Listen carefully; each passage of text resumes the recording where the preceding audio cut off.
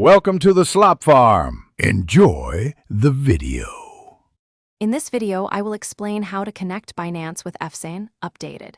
Create an API key in Binance, enable reading and trading permissions, and copy the key and secret into Efsane's integration page to link accounts securely. Double-check IP restrictions and never share your secret, and test transfers with a small amount like $10 before full sync, so you can verify balances and permissions safely. Ask support if unsure. Start by confirming Efsane's required permissions and comparing them to your Binance API options.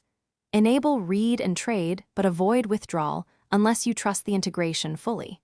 Apply IP whitelisting for extra protection and save your API secret in a password manager instead of plain text.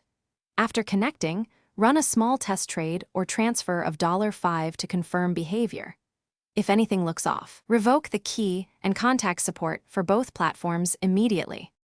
If you are finding this video helpful, please subscribe and like so I can keep making updated guides. Quick recommendation: I love my darn tough socks because they last forever and feel great while I manage accounts. Check the description for the link and other deals to grab a pair if you want. Thanks for the support. Now let's get back to the video. Once keys are in place, do a simple test like a tiny trade or a $1 transfer to ensure balances sync correctly. Monitor Efsane's logs for any permission denials or rate limit warnings and adjust your API settings accordingly. If you encounter persistent errors, capture screenshots of settings and error messages and reach out to support teams for targeted help. Patience and careful testing prevent costly mistakes and keep funds safe. Thanks for watching. Consider subscribing if we helped you today.